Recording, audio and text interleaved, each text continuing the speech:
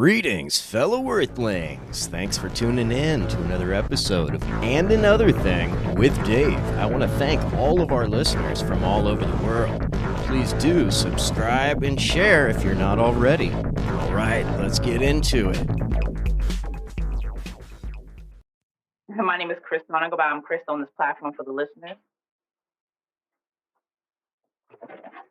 And you can introduce yourself, Dave. Fantastic. My name is Dave Smith. I go by And Another Thing on here, and Another Thing with Dave on most other platforms. And today we're talking about profit over paycheck, dollars versus the clock. And let's get to these comments, see what the people are saying already. Let's do it. All right. Well, a little windy there, huh? Hello. This is your poetically talented Poetess Flow 91. What's going on? I am Crystal, and what's going on? And another thing. How are y'all doing today? How are you, Puddles Flow? Welcome, Queen, Goddess. How are you? So, let's throw out a question to the people. So, are you people aware of the benefits of self-employment? I heard this great quote that I loved. I was in real estate for a couple years, and when I was stuck, going to seminars and this and that, somebody who said this quote: if you're working by the hour, you're basically trading your time for somebody else's profit, and you want to give as little of your time, and they want as much of your time as possible. So it's this balance, right? They want as much from you as possible, and you want to try to give as little as possible. But when you work for yourself, that whole equation's out the window, and you get everything that you put your effort into. Yes, I agree. And also, speaking on that, to my profit, I've been having this on my Instagram for a minute, where I said underneath, like, my profile, it says profits are better than wages. So I saw that. Yeah, that inspired me to get in touch with you originally. Yo, when I saw that, matter of fact. When I saw your title, I was like, yo, that's funny, because I have that on my profile, similar to that. Not really, but you know what I mean. Yeah, no, that's what inspired me to think of this is your profile, because that's it. That's the key to people being free from the hamster wheel, Mm-hmm. And there's a million ways to do it.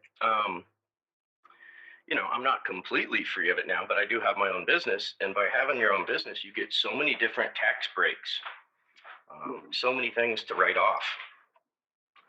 So that's a huge incentive. You can not pay taxes for 5 years. So I was talking with somebody yesterday, and they know a pretty big time record producer who, he's making about $100,000 a year or something. And what he does is he just starts a new record label every 5 years and doesn't show any profit, because he's not worried about trying to get a loan, right? So he's just stacking cash. So there's a million ways to skin a cat, but that's where it's at. Yeah. Let's listen to some more people, but I pulled up a little article from Forbes to kind of give people a little background on this if they're just new coming into the topic, Okay, sounds good.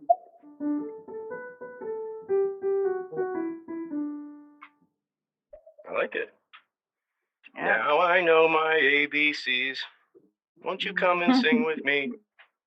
Now I know my ABCs. Won't you come and... there it is. I knew that song. Excuse me 1 second. I just need to cough for a second. All right. So thank you for everybody who just came in.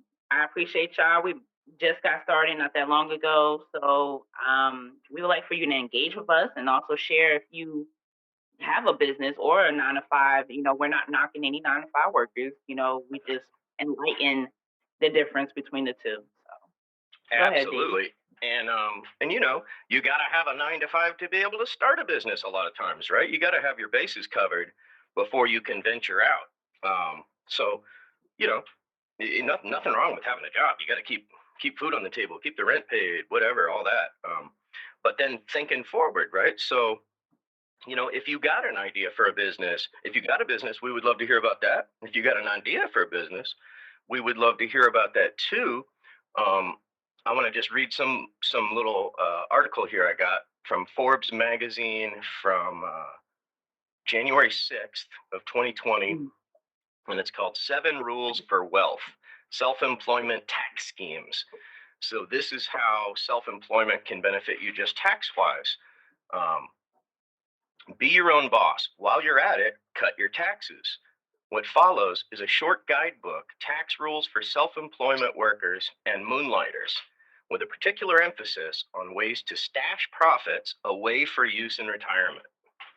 So in this illustration, they talk about a woman named Mildred who's 55 and just left her job. Mildred's revenue in 2020 is $113,000. She runs up $13,000 in expenses like professional dues, cost of her home office, legal databases, things like this, all which are a write-off that she would not be permitted to deduct as an employee. As a self-employed person, she can deduct them. Moreover, these aren't personal deductions that go on a Schedule A. They're business deductions that come off the top and reduce gross income. So they reduce the amount that you need to pay taxes on. The net profit from the business is $100,000. Mildred multiplies this by 0.9235, and that gives her $92,000. So that's, basically her payroll tax. You divide the payroll tax by 2. They go through the math here. But she's able to write off her health care, which is $18,000 a year for her whole family. So now her taxable income after all these deductions is down to $74,000 from $130,000. And then it goes on to say that, there's many, many more ways to shrink taxable income, setting up a 401k. Also, that you can put up to $26,000 in a deferred contribution account. And it just has all these different ways, to further reduce the amount of taxable income. One thing, I'm just getting ready to kind of up my podcasting game. So I'm getting ready to invest in a bunch of audio equipment, and that's all going to be a write-off. That's all a tax write-off. Yeah. Yeah. So that's one great way to do it is, like I used to have a handyman business. So anything that I bought would basically be a write-off. I need a new pair of sunglasses. That's a write-off for my business. I need a new Bluetooth speaker.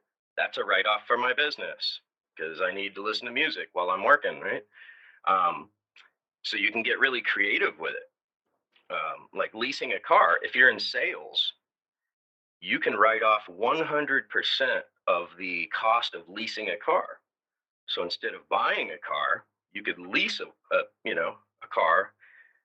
Say that you use that 100% of the time for work, or if you do use it legitimately 100% of the time for work, then you can write that vehicle off because it is a work vehicle. So all kinds of little things, little tricks like that people with money know, but you gotta be able to hire a tax person to find out these little tips and tricks, right? So it's kind of a double-edged sword, right? Because the people that need these tips the most don't really have access to them, Yeah. Like we're not taught this stuff in school at all, Yeah, that's a smart way, and that's how a lot of people are. And Dave, in another thing, I'm sorry. Let me say this. Whatever. If you hear me cut in and out, let me know so I can stop talking and refresh my phone. But Okay. This is how a lot of people get over on taxes, like you just explained from that article. Is like they hire a CPA or they hire someone professionally that's probably not qualified as a CPA, but someone that knows the ins and outs and knows how to go around the loopholes. So shout out to those who are on that already. And shout out to Dave. Appreciate you. And you want to play these messages or you want to continue? Yeah, let's alternate through them. I'll hit one, then you hit one. How about that? Sounds good.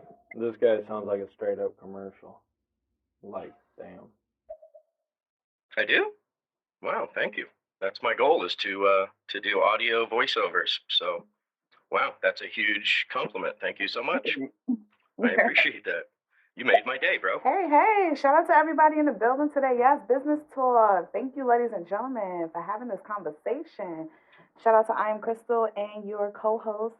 My actual voice note is actually blocking your name, so I apologize. But No shout out to worries. you as well. And thanks for lighting us up with these stereo streets and helping us all to benefit from a business perspective. Yes, that's what I'm talking about. Let's get this bag. 2021. Let's go. Shout out to Carmelo. Caramello. That's it. But I want to say this actually, and another thing. Hold on. Yeah. Welcome, Caramello. Thank you. And another thing, he's actually the host. He actually started this title, and I appreciate him for basically wanting to do it with me. So shout out to, and another thing, aka Dave. Thank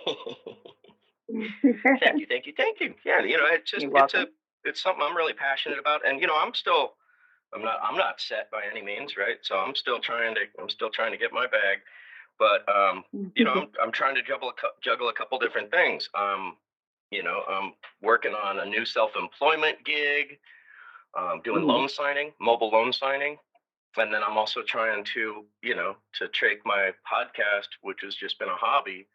I'm trying to turn that into something, that can maybe, lead to a voiceover gig or to a gig in radio or something like that. So yeah, few irons in the fire. And then I just came up with another one this last week. I'm going to start doing consulting on people that are doing podcasting, because I keep hearing people with really good podcasts, but with horrible sound quality. Okay. So I want to help people sound better, because I studied audio engineering, back in the day.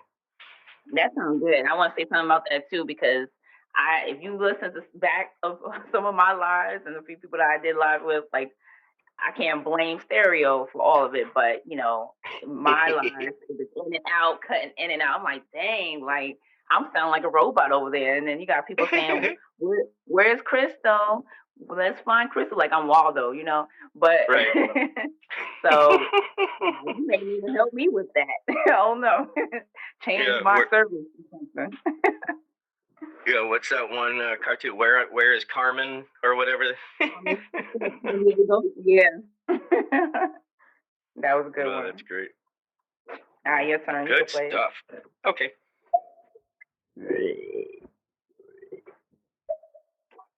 We're getting trolls already. Sounded like a frog. I would do something about that. Maybe try a cup of tea. I don't know. Yeah, and some honey. Sounded painful.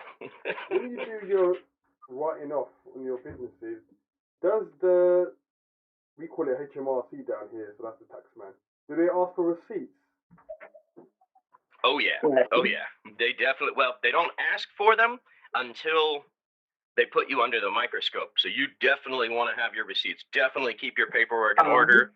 Get a file cabinet going. Because if they show up and start asking for receipts and you don't have them, that is not going to end well for you. Al Capone went to jail for taxes, not for being a crime boss.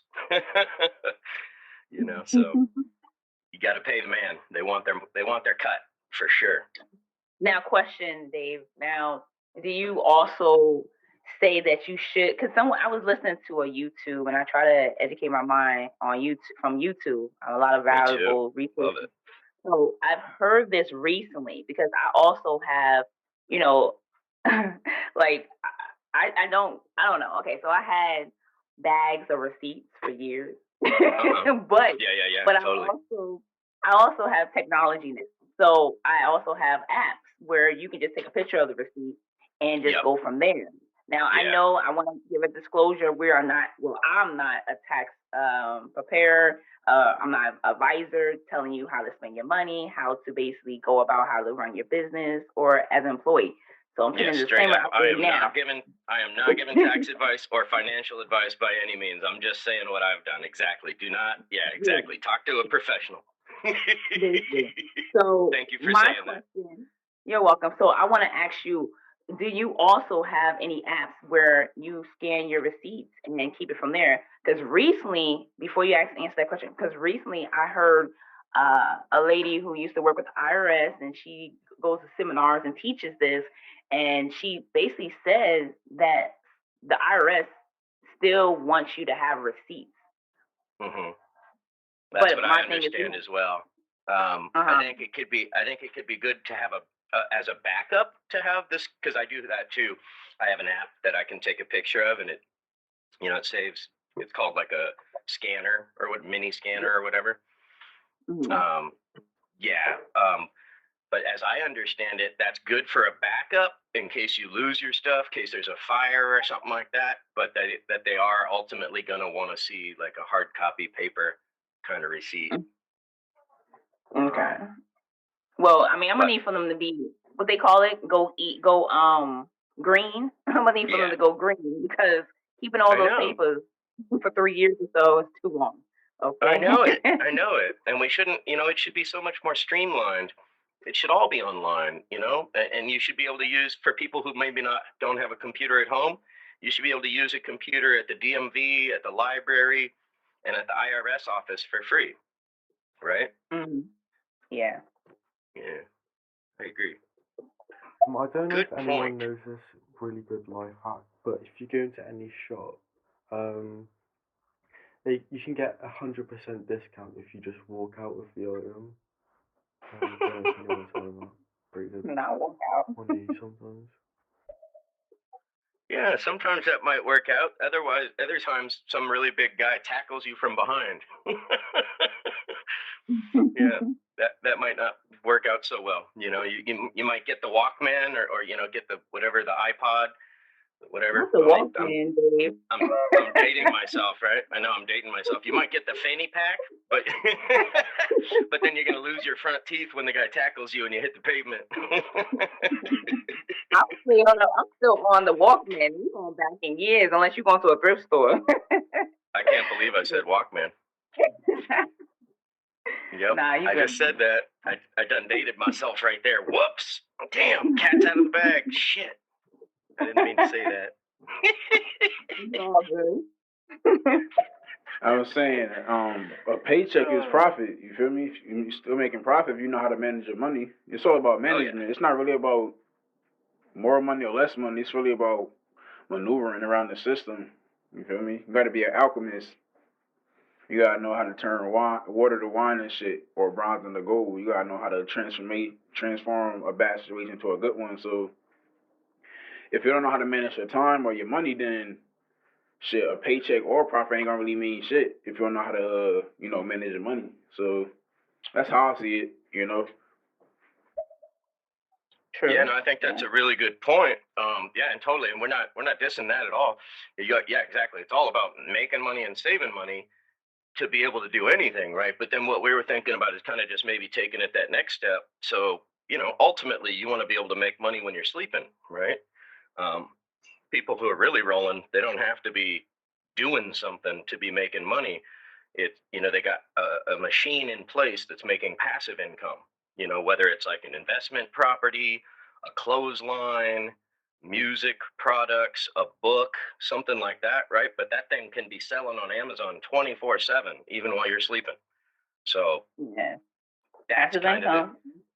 Passive income, and that's everybody says that's the way to really ramp up, in real estate and passive income, right? Because then while you're at work, you're doubling down, right? You're making money from your side hustle that's on autopilot. And you're even making money when you're sleeping. Yeah. So, yeah, but nothing against working. No, we started off by saying that, because, most of my life I was working for other people. So got to do what you got to do for sure. Absolutely. Yeah. Absolutely. I feel like even if you have a 9 to 5, and I've always said this before, use your 9 to 5 to fuel your business if that's the mentality that you want to move forward with. Or your side, whatever you want to call it, it's still a business. But just don't think we're saying, oh, you got to have that mindset to be an owner. No, because not everybody's meant to be that, and that's okay. Right. It's totally okay. We need people that's not meant to be business owners. We need y'all to focus on, working as a 9 to 5, because some people are best fit in that industry. So totally. Some people really don't want to trip on work after 5 p.m. And if you're running your own business, There's no such thing as 9 to 5. You know, you're going to pull some 10-hour days. You're going to pull some 12-hour days.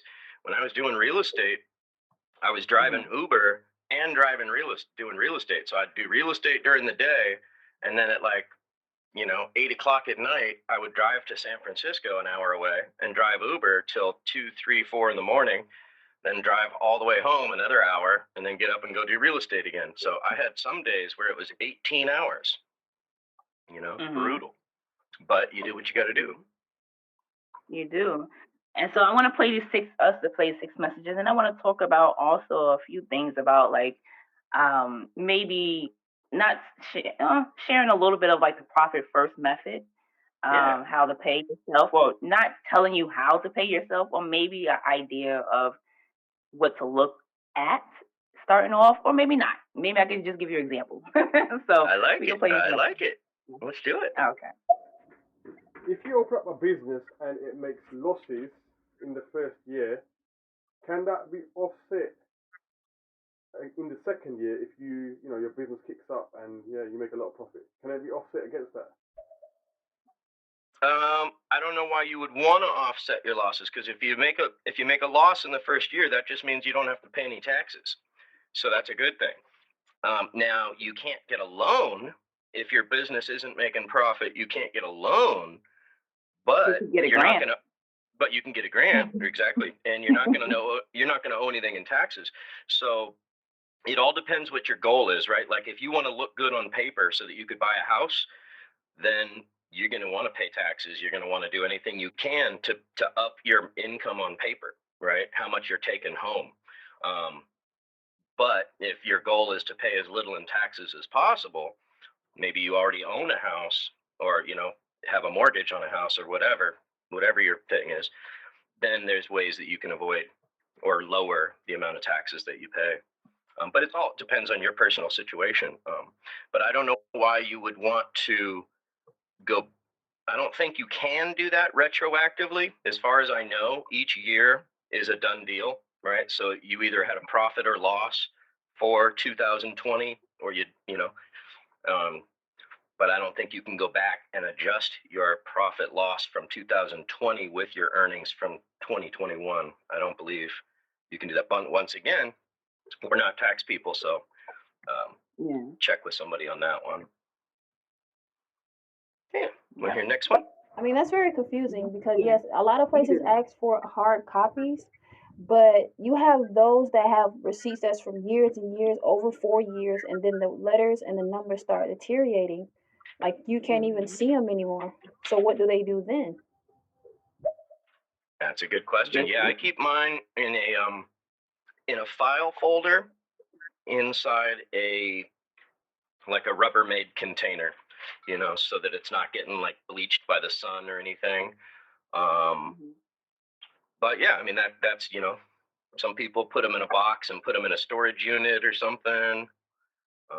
But it still changes, because I have a file cabinet, and some of those documents, I'm like, well, what's going on? What happened? I only had you for like a year, if that. Right. So I get that's why I asked about, because I have an app and I do take photos. Like, for example, if you're a gig worker, this is also great for you to use when you're actually driving for different gigs, like DoorDash and Uber, or whatever gigs you may have that's out there. And just snapping a picture of your gas receipt or snapping a picture of your food receipt, all you got to do, it calculates, and this helped me with my taxes too, because it's already formatted, and it tells you how many miles you've driven, where you started from and ended for the year. Each month, it calculates your profits and loss, and a lot of things, and it just takes out the hassle. So when you have a CPA or a tax preparer or whatever, or yourself, you can actually go back, look at it, and just put the numbers in. And just, you could share it with your accountant as well. It has a option, and this one of them that I have, that I'm talking about out of many, is called TripLog.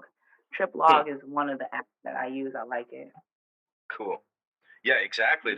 I used a similar app when I was doing real estate for the same thing. I'm going to all these different appointments, so to write it down physically would have been a nightmare. And then I'm like, oh, where's, now I need a whole notebook just for my mileage. So you got this app, and it's just running in the background. And when you're done, it's like, was that a business trip? You're like, yep. Boom. There you go. Done. Yeah. Simple. Oh right? yeah. Oh my gosh. Travel. Yes. The last year. That's definitely on my taxes for 2020. Like the travel expenses, the the rentals, the flights, and all that. Because it was the purpose of me going there. So just make sure you put them in the category that's supposed to be. The credits. That's where you get your credits and stuff. So. And that's a whole nother brilliant point that people don't think of is, so say you got a business where you do some type of sales. You could, or anything really. You could meet with somebody in Hawaii, take them out to lunch. Now that's a business trip, as long as you talked about business for a half hour. So now your family vacation to Hawaii is a business trip write-off because you met somebody, bought them lunch, and talked about business for a half hour. So that makes you want to buy lunch. That right there, be like, oh, let me buy. I got you. Let me exactly. buy. Right? Exactly. So it makes you want to do that. Well, we're not talking about business. Okay, you got it. Yep. Exactly. Yeah, I used to have a friend that would do that. He'd reach for the receipt, and then he'd be like, oh, so by the way, and then he'd talk about his business for about a half hour, and then we'd go play golf or whatever, grab a drink or whatever the hell we were doing. But he was hilarious about it. He'd be like, no, I got this. Oh, by the way, we got to talk about business for a sec. He's smart. I like that guy. Yeah, well, that's the guy that taught. That's the guy that taught me. It's like, don't reinvent the wheel. Just play the game that's already laid out, right? But they don't teach us the rules, though. They don't teach us this in school. All right, let's get to 7. I know y'all wanted to hear yourself talk, so let's hear y'all. And I want to hear you too. Hey guys, so my business mentor has challenged me with the task of tripling my sales in the next 45 days. Do you have any suggestions on how I might be able to do that? I own a commercial and residential cleaning business. Oh, sick. Now we're talking. Now we're getting into some nuts and bolts. Oh, I'm excited. I love this kind of shit. See, oh, man. See, this is where I thrive. Like, okay, roll up our sleeves. Now we got a task, right? I've been challenged. So I love this. My first thing would be to go to Google and make a list of all the property managers, property management companies in your area, and contact them. And ask them if they have a service that they use. If they do, ask them if they have a backup service, right? What do they do in case of emergency if that person can't show up? Oh, snap. Now you could be the go-to. So if that person doesn't show up for some reason, now you're in, But I used to do handyman work, like I was saying, and I got a ton of business from realtors and property managers. So realtors are another angle, right? Because every realtor, when they go to sell a house, they need to get it cleaned, painted, possibly remodeled, right? So every single realtor needs, a house cleaner in their Rolodex that they can call. Sometimes they'll call you at last minute and be like, help, my other cleaner couldn't show up. I got an emergency. And if you could be the hero for a realtor like that, they will never forget that, and you'll be their go-to. So same kind of thing. You might not get a call right away because they might have somebody that they're using, but if that person screws up or misses an appointment or something, you're in. I would say check those two angles, and between those two, you could get more work than you could handle, and then now you might end up hiring a staff. That might 10x instead of 3 times. That might 10x your business. Now you might just go into management and scheduling, right? You might have so much business that you're just doing the office work now. I like that. Yeah. That's exciting. Congratulations, girl. You're going to do this. I like that. Now, she's grabbing it by the horns. She said commercial cleaning? I mean, or what she said? What was the title? I don't remember if it was commercial or residential, but cleaning, yeah. And then also, given that it's COVID, I'm not sure how you actually progress during this time. But sanitizing services, if you offer that, that's even killer. Like you can even increase your profit, like by increasing your payout. Well, not payout. There you Increase go. the services that you offer. That's a bonus because a lot of I didn't even think about that, but that's brilliant. Yep. yeah, a lot of residential as well as businesses. Like I remember I was working with this contract in the warehouse, and I I didn't see I haven't saw so many people come into that place of business to clean a warehouse, which wasn't that big, only 2 bathrooms and 2 offices. So I'm like, wait, didn't y'all like? I'm looking at these ladies. I was like, hey, what's up? I was like, oh, did they like increase your hours or something? She was like, yeah, since the COVID, we've been coming every week, like twice a week. And I was like, oh, they're sanitizing the offices, they sanitizing the bathrooms, and companies are willing to pay for that because, it's Rona. So that's if you're not doing that right now, that would be an option. Increase how much you offer that as a bonus. Think about other services that other people are not offering right now. Are you 24/7? Do you offer? I don't know what you offer. So if you could come back in and let us know, maybe we could, piggyback off of that or not. Yeah, help us with some more details for sure. Because then we can come up with some more ideas for you. But I like what you said right there because I didn't even think of that. And that's a way of upselling, right? So now you got a client. Well, how do you get more money from the same client? Offer more services. So maybe you got like an entry level price, then a mid level price, and then like your gold club member price or something. Yes.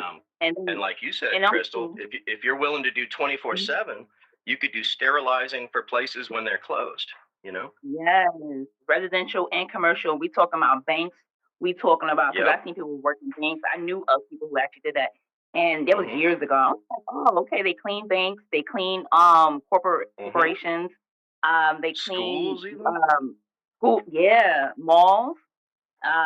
Just different things like that. You could just think outside of the box. Law firms, anything that you could think of. Of course, now how to put yourself out there more. If you're not already, go on Google and also make sure you have a Google Now page. Like you could people put your name in, and you show up on the top of the list. If not, you probably want to hire somebody, or you could do it yourself. Learn it. YouTube teaches everything. And actually get yourself on the top of the list. Look at your competition. See what is it that they're actually putting as their advertisement. Hey, if you got to use some of their stuff, use it, but change something around. Make it stick out much better than what they are already doing. Look at your competition, see what they offer. Offer something better, doubling your prices, yes, but also giving more value for your services. You could do YouTube videos, ads, just post like a commercial or talk about the business, animated, whatever, and just put it out there and then just target those who already have that talk about cleaning and stuff. I don't know, it's a lot. You go TikTok is the best. You can look at TikTok videos, post on TikTok about your services. People will gravitate. It's not about just kids on there. There are adults. So yeah, shout out to you. Totally. Yeah, that's brilliant advice there, Crystal. That thing of reaching out, thinking outside the box. That's what it's all about for sure. Yes. Love it.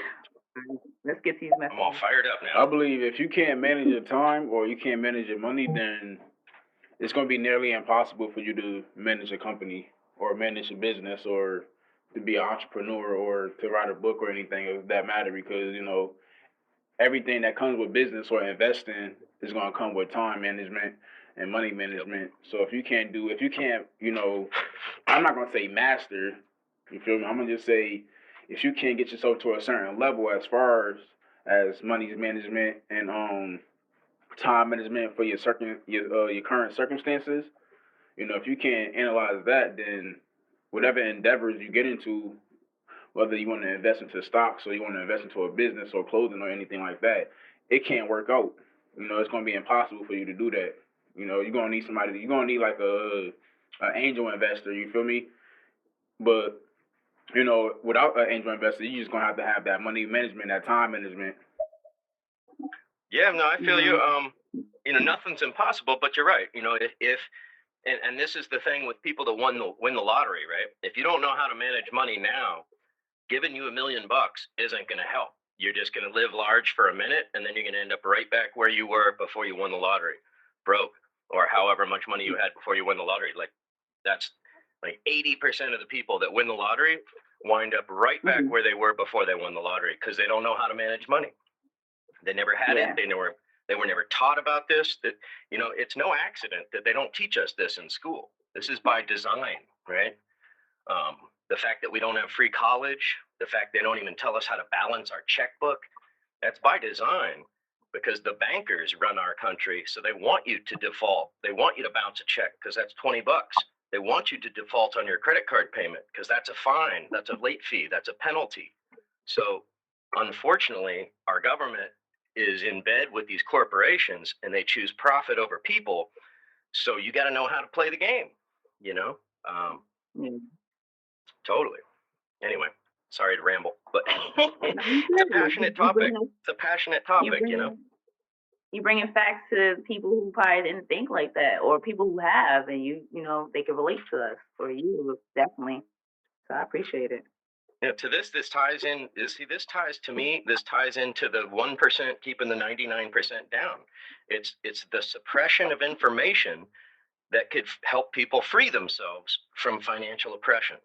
But we're not taught any of this, man. You know? So.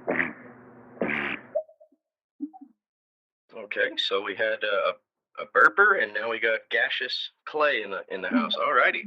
Hey, appreciate you, people. Yeah, We got 16 a year. A few days ago, we were talking about, you know, ways to get wealthy and whatnot, and every wealthy person I've spoken to, all of them, they all have one common thread, and they all say the same thing. They say the key to building wealth is real estate.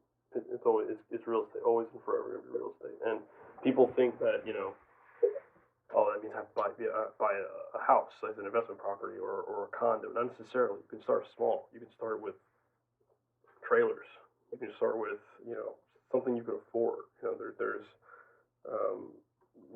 tiny homes. There's you know, these new what do you call it, the shipping container homes and things like that. Start wherever you can, but start somewhere. Real estate is the path. They all say that is the path. It's real estate. Yeah, no, thank you so much for saying that. And it's true. And you know, here's so here's what the ballers do. They start an investment group, right? So four people or more join together and invest. So now you don't need to come up with the whole down payment, right? But like he said, think outside the box, man. Tiny houses, you know, housing is at a premium nationwide. I'm in California, and we've got a homelessness epidemic here. And it's not just people who don't have any money. There's a huge percentage of the homeless people here who have full-time jobs and live in their car or a van or an RV or something. It's brutal. It's so sad. You know, like, but meanwhile, there's all these housing complexes going up, but not affordable housing, you know?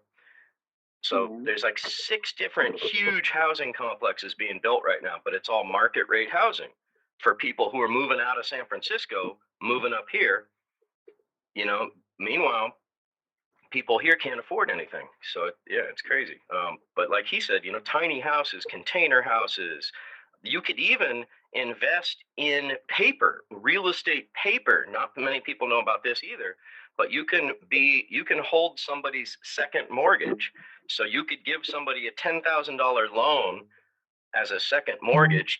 Now, if they default on their house payment, you're second in line after the bank to repossess it if they don't pay you. You know, then there's wholesaling, where you can help somebody avoid foreclosure by paying off their past due property taxes. And with a simple contract, you can make an agreement. Sign over ownership of your house for 30 days. If I can't sell it in 30 days, nothing gained, nothing lost. But if I do sell it in 30 days, I'll pay you. You won't get foreclosed on. Your credit won't get ruined. And now you have enough money to move. So it's a win-win. So you could go up to somebody, you get this information through the county, you find out who owes back taxes on their property, and you just go knock on their door and say, hey man, I want to do you a favor. I want to help you avoid getting foreclosed on. If they slam the door in your face, you go to the next one. But it's a win-win. You're helping them avoid total financial downward spiral, right? And I learned this at a seminar put on by the guy who wrote the book Rich Dad, Poor Dad, Robert Kiyosaki. I went to a 3-day seminar, and that was the one nugget I took away from that whole seminar. And I guess, obviously, that's how they doing it out here. Because, that's what the signs are. Are you, you're home for cash, or, that's it. Are you looking to sell? Are you foreclosing on your house and all that? And I guess the method that they're taking is from him, or just someone they learned from. So. Yeah, because there's a bunch of people that are, pushing that same hustle. He's probably like the grandfather of it, right? But but I'm not gonna lie, I learned something new because I don't know anything much about real estate. Only thing I know of is how the guy that I showed you, the resource I provided you weeks ago. I like how his method of wholesaling. See, I like that. I don't have to put much into it. As far as I don't need to go to the grounds. I can hire someone, or someone else can go there, check out the home. I can do it over the phone, type of thing. So that's the smart way for me. That's the easy way. Right.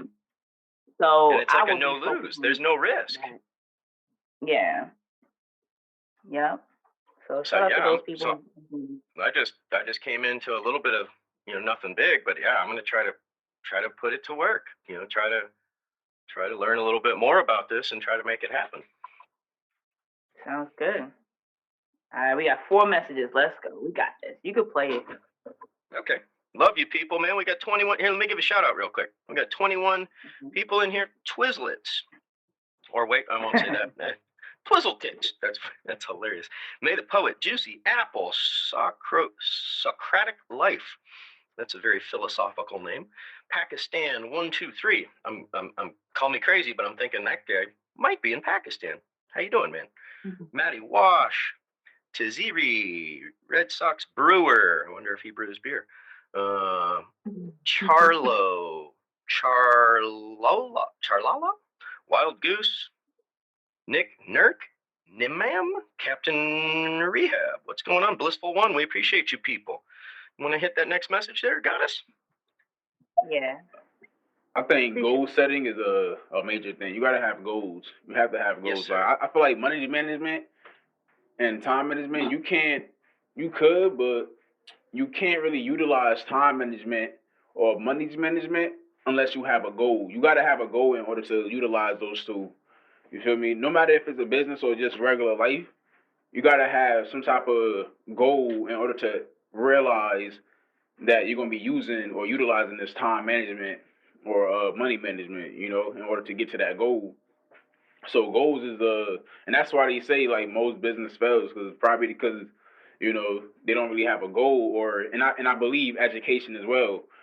You don't need a master's degree or a PhD or nothing like that, but you're gonna need enough knowledge or enough education and skills to get you started. You feel me? Like just to pump you up and shit and get you started on that shit.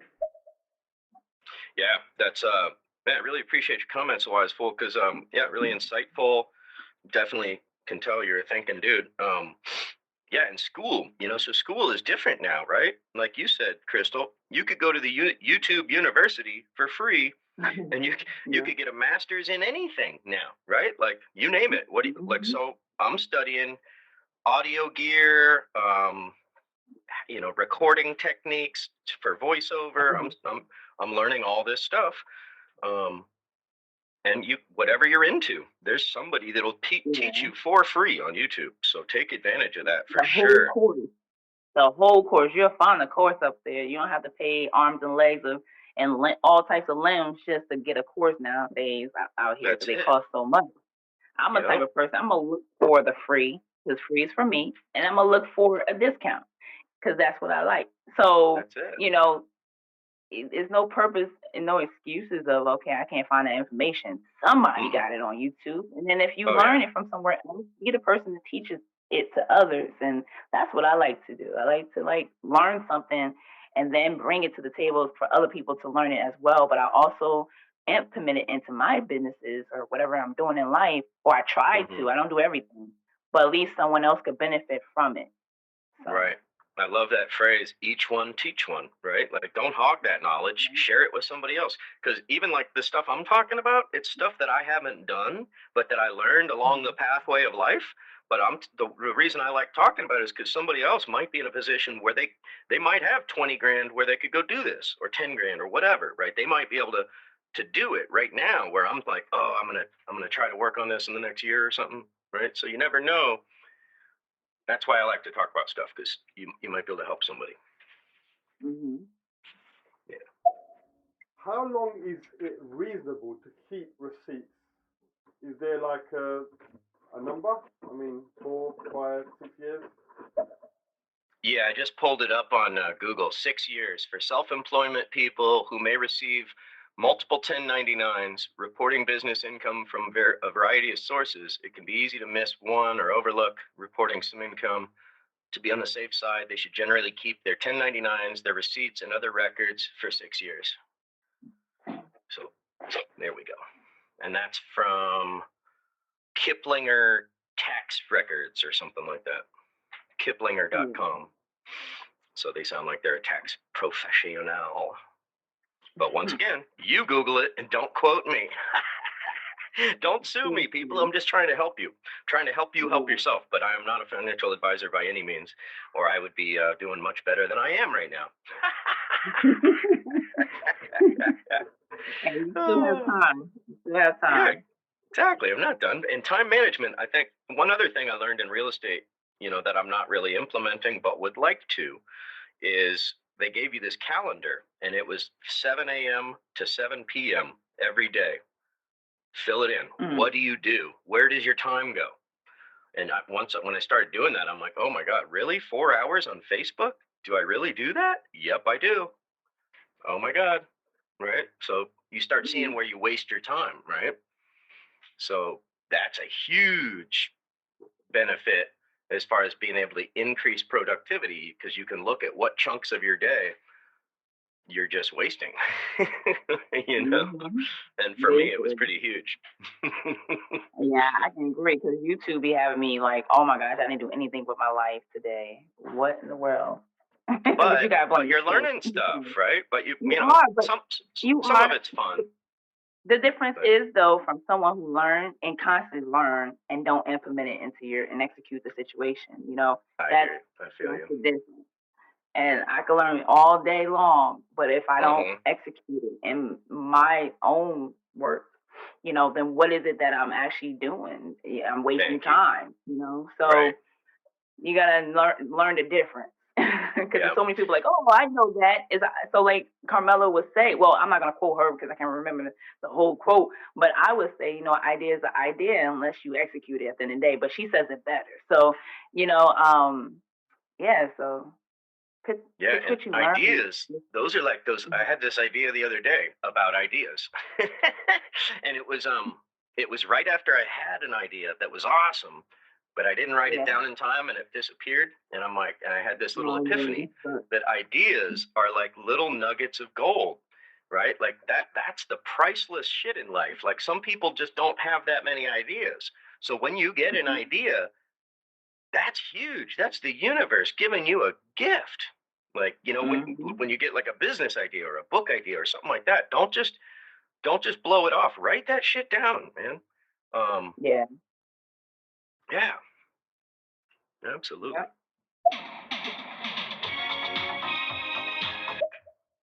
Okay. You're clapping with them. Our government really doesn't give two flying fucks about us, because all they care about is, again, like he said, money, profit, not the people. And us, the people, do have the power, known in the Constitution as to overthrow the government, technically. And also, I think that every senator should have their base pay at what they are known for. Because my senator sucks. He has raised his pay in the last few decades he's been in there. He is making he's making about $3.1 million and stuff, so yeah. Man, I agree with you. That's a whole nother conversation right there. So I don't want to get too deep in the woods with that, but talk about, so the senator's pay is interesting, right? So it sounds like they make a lot, $174,000. I used to think that was a lot, but then check this out. Every time they vote on something, they got to go to Washington, D.C. So if you're a senator from Washington State, you got to fly to Washington, D.C. just to go to work. Like, what? That's crazy, right? So, that's a stupid, antiquated system. They should be able to vote on the internet for everything. They shouldn't have to go to Washington, D.C. That's lame. And I think the reason they do that is that they hope those people don't show up to vote, right? Like when we had horse and buggy, it made sense. You send your representative all the way out to the Capitol and they make the vote for the rest of the people. But it ain't like that no more because we got these newfangled things. We call them their computers, right? So, Not computers. so why the hell can't Nancy Pelosi and the rest of these corrupt people sit in their office in San Francisco, Seattle, or wherever and vote? But they can't. And I just learned this recently. AOC was talking about it, and she was saying that she has to have an apartment in Washington, D.C. So she shares an apartment with 2 or 3 other senators. And everybody, apparently they all do this. So they all split an apartment with other senators so that they can have a pad in Washington, D.C. So a bunch of their money is gone right out the gates just from having to do that. I mean, to me, that's insanity. Why? Why do they have to be there? They should do it over the phone, over the computer, whatever. It's 2021. You know? Mm-hmm. But here I go again. Wind me up and watch me go, I tell you. Get me fired up. Yeah, a lot of people are very creative and they have ideas, and some people unfortunately lack motivation. So I would encourage all those people who do have ideas, like he said, write that down, man. But yes, definitely write it down and understand that it's going to take effort for you to execute now. And it's going to take effort for you to maintain now. And it's going to take effort for you to continue to strive. So there is effort that needs to be enforced in those ideas. But definitely, write that down, man. Yeah, write it down. You might not use it today. Like one analogy is I used to be really into writing poetry. And then I hit this point where I'm like, I'm never going to be a published poet. And I thought about throwing all my poetry away. But I didn't. I just stuffed it in a drawer. So now, who knows? Maybe someday, maybe when I'm 80 or something, I'll look back and go, hey, you know what? I got all this poetry. I'm gonna publish a book. Meh. But because I did something with those ideas, so now I got a drawer full of ideas. With the podcast, it's the same thing. I'll get an idea for a podcast. Like I'm looking at my floor right now. I got a stack of like 50 pieces of paper I got to go through and take the ideas off of these random pieces of paper and put them in a notebook, right? But yeah, it's so powerful. Just have a notepad. You never know how an idea could manifest. It might be something like simple, like a verse for a song, a verse for a poem, a business idea. I get like some of my best ideas in the shower, and then I'm like, oh, I gotta hurry up and get out of the shower to write it down right away, or I forget it. Mm-hmm. So whatever works for you to capture. In my car, I get a lot of great ideas while I'm driving. So I'll record them on my phone, or scribble them down at a stop sign or stoplight. Mm-hmm. But whatever works for you, I highly suggest keeping notes of ideas. Yeah. Because, and I want to. I'm sorry. Go ahead. No, go ahead, because I was gonna switch something up. Go ahead. Because of what? Yeah. No, I was just gonna say. You might think, oh, I'll always have lots of ideas, but in hindsight, when I was in bands and writing more poetry, I would write stuff every day. And now stuff just doesn't come as easy, right? So even in my own life, I've seen a difference in like the flow of ideas, you know. Mm-hmm. But different ideas come, you know. Now I'm thinking more business minded instead of like lyrics and stuff, whatever. Yeah, and I agree with that.